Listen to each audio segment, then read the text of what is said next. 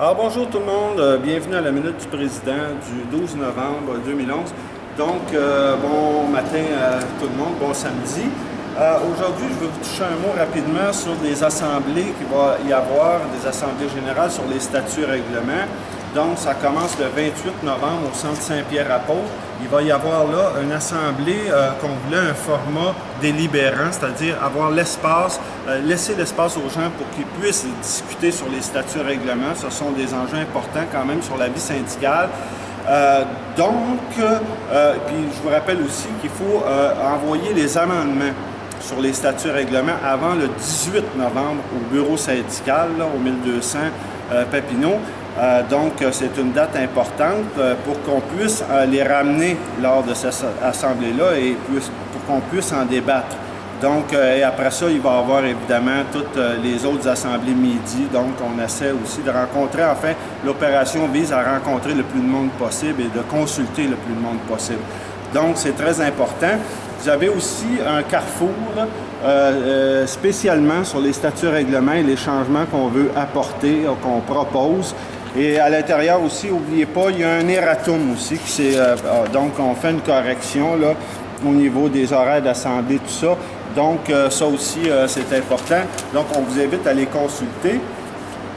Et d'ailleurs, vous avez aussi toute la documentation sur les statuts et règlements qui est disponible dans l'ensemble des sites du C3S Jeanne-Mance au bureau syndicaux. Donc, n'hésitez pas si vous voulez consulter. Et d'ailleurs, ici, là, si vous pesez sur l'icône en noir à votre droite, vous allez accéder immédiatement à toutes ces informations-là.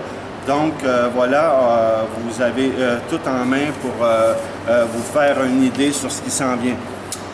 Moi, je voudrais vous parler aujourd'hui aussi, évidemment, sur la situation dans le secteur de la santé, au niveau de la privatisation, au niveau du démantèlement carrément là, du retrait de l'État au niveau de la santé.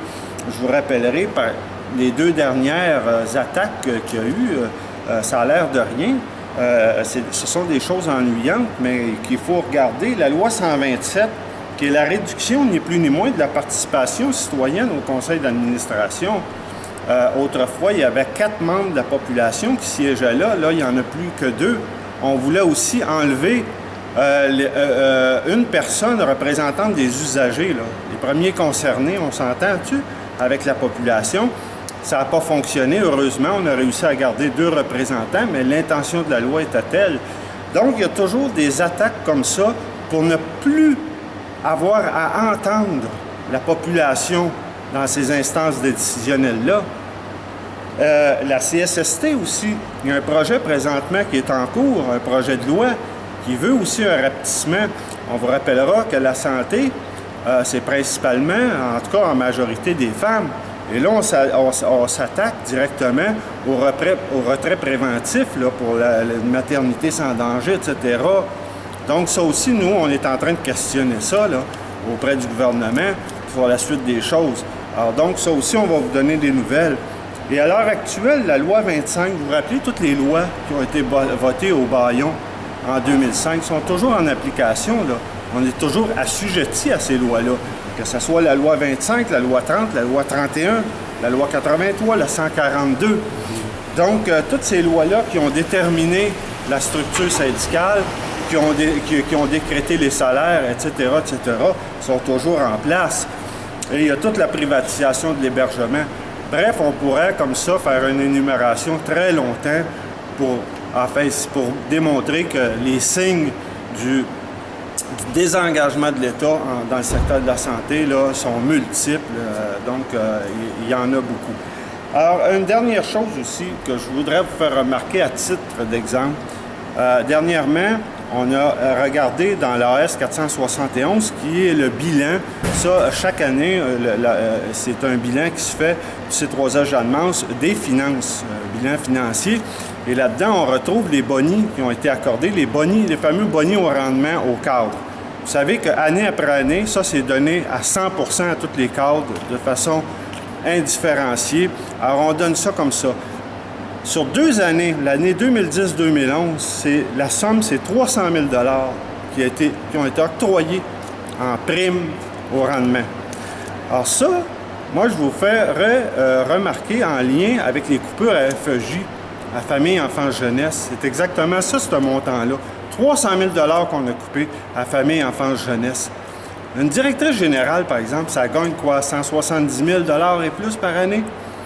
2500 pièces de boni, là, c'est du bonbon pour ces personnes-là. Hein?